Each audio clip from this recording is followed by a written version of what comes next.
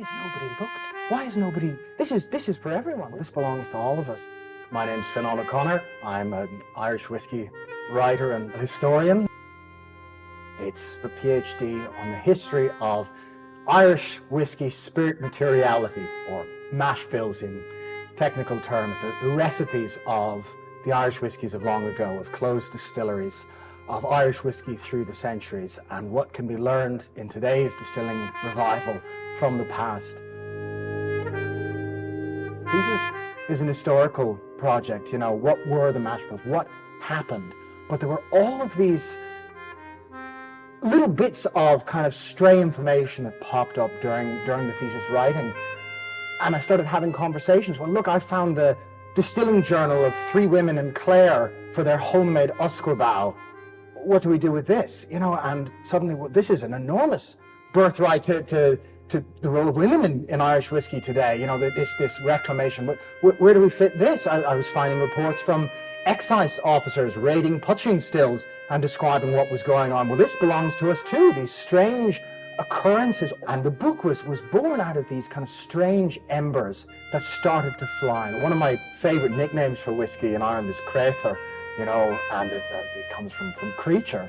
And the idea of whiskey as a created thing, as something created by the past, certainly in that historical inheritance, but also created by people, created out of raw materials. The idea of raw materials in fundamental terms as grains, airborne yeast, and water, and suddenly not enough air, and you get this stuff that was then evaporated and recondensed. I mean, it's elemental. And it has, to a certain extent, lost a lot of that original innocence because we've been doing it for so long. But if I can do anything with the book, it's to return it to that sense. And then the last element is people, that it is made by real people, both the living and the dead. I want it to be a book about the people who make it and the people who made it. So it's a Oloroso sherry cask. It'll be a 7-year-old. All of it's kind of imaginatively a throwback whiskey. But at the same time, it was made in new kit. It was made by living people. It is a new whiskey.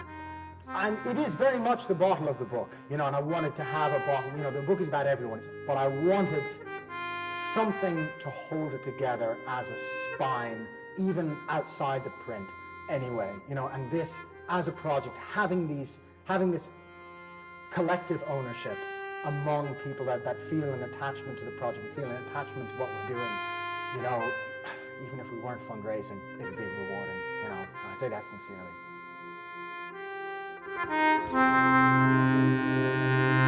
The Poor Creature is the name of the funding project, and the Poor Creature Hedge School is essentially a series of online talks and in-person events where people can hear about these topics, these stray embers that will not make their way in, and they'll be about the geekiest, oddest things we can think of, whether it be code words for salt in the Map Clavicia, an old manuscript about distilling, one of the first in medieval Europe, or it be about the fact that 1960s Blackbush was using a grain whiskey component made out of barley because they were running it out of Coleraine on a barley base. All of these different things are about IDL blends from the 80s and certain liquid tastes that have come and gone, and trying to get to the root of that. And that's what I want the book to be. It's about lab analysis, it's about ethnomusicology, it's about folklorism, but it's also about the liquid. And I never wanted to lose touch with the fact that we do love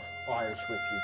And we set this fundraising program up to allow us, A, the freedom to write it, the freedom for me to take a year aside to just do this, and B, for Marcus to take time and his not inconsiderable talents away from other projects to make the book look as compelling as I can only hope that it reads. And to do this in sincerity, in a concentrated space, and to allow us to travel. The Irish Whiskey Story is international. To be able to go to France and talk to people who have expertise in the history of phylloxera. The history of Irish whiskey was as informed by American Prohibition as it was by any Irish legislation. To go revisit some of the manuscripts in Italy and France that the Irish distilling material is copied from. To go to Bologna and find the manuscript that the Red Book of Ossory, Ireland's first reference to distilling is itself a copy of, and to talk to them about it, to reclaim as best we can, and to bring people to Ireland and to have those conversations. And we're going to be doing an enormous amount of travelling internally within Ireland, just on the road, to talk to distillers. All this stuff adds up. So we needed something in place to make that possible. And when we started looking at the book project, there was the sense of, well, if I can turn this cask into this book, that's that, job done.